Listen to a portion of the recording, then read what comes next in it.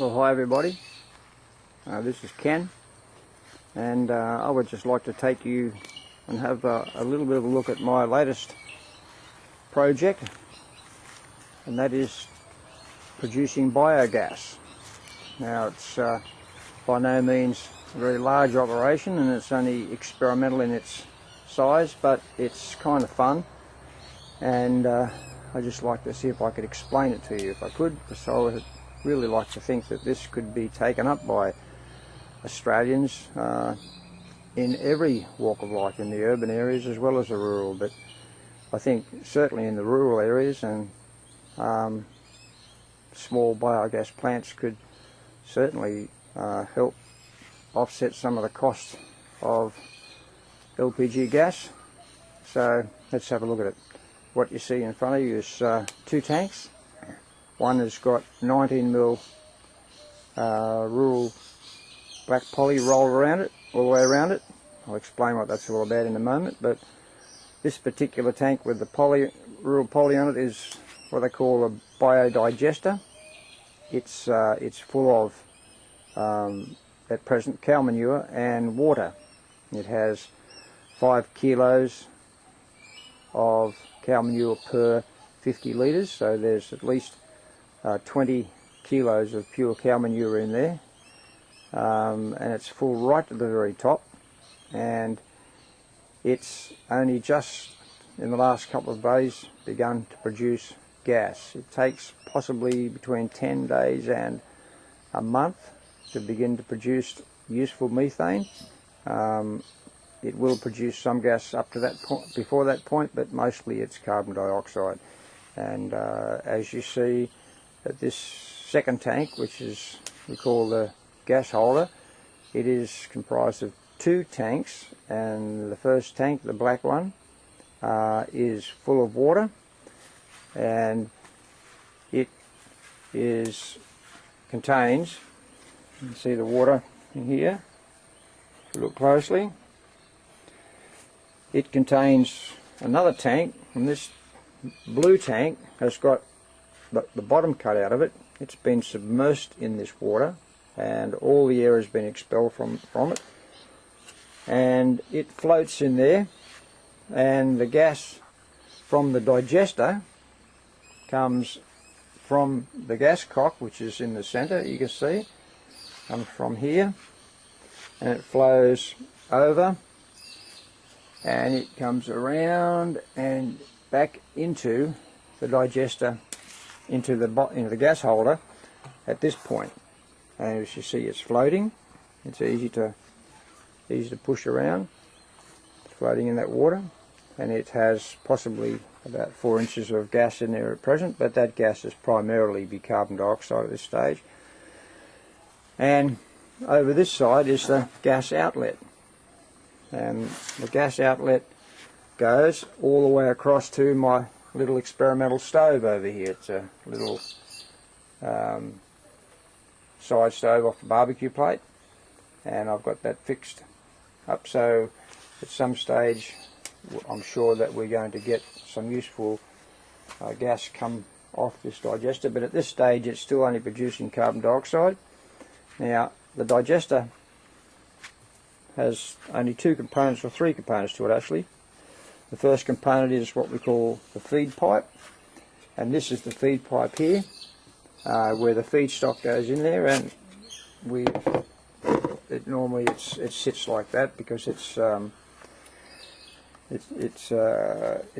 non-oxygen environment in the tank, so everything's got to be sealed. So when you want to feed it, we'll just remove the plug, and we'll put this larger thing on top, and we pour in the feedstock down through here. Feedstock is primarily just a slurry of any green matter. It could be mostly out of your kitchen waste, like your vegetable scraps and things like that, which you would then put through your blender, put it into a slurry, into water, and pour it in. It doesn't take much to feed these things, possibly only half a kilo to a kilo of solid blended food waste and then the rest water. I think it's 5% solid to 95% water goes into these, and out this side, when you pour in the feedstock in this pipe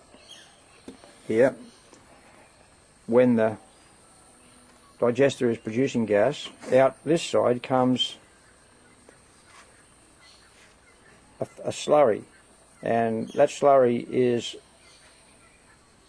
a fertilizer, in fact, and it's very rich in potassium and nitrogen, and it is a very valuable product.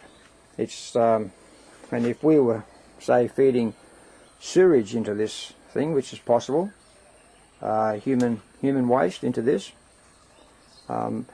this is a much better system than a septic, because out this end comes usable fertilizer for our vegetable patches or gardens.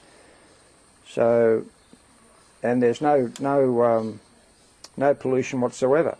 These septic systems that drain off into the environment, to my mind, are just a concept that is not best practice. So I think we need to revise that, and it'd be great to see Australian folks get interested in this particular concept, because I know that there's a real possibility that it could be a problem solver for many issues we have in our country.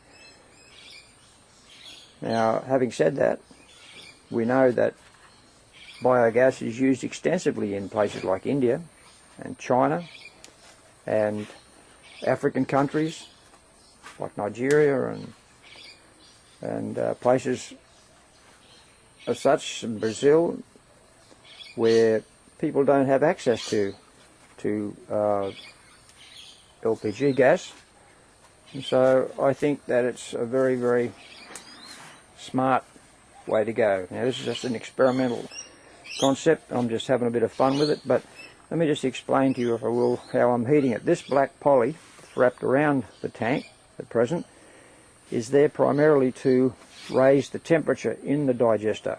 Now, I know that the little goodies, the bacteria that operate there, operate at a fairly high temperature, and so they can't really, they slow right down in winter, which we are in at present. So this is just, again, an experiment. I've seen one of these on YouTube and I thought, well, I'd reproduce it. It's not my own idea. It's just like a satellite type shaped dish. I've knocked up out of Rio bar, and I've wound around it black poly, and as you see, that this pipe here is the cold water inlet, which comes in and comes up to here, and it starts at the bottom, and we know that because hot water rises as it sits in the sun and heats up, it'll rise up and spin around.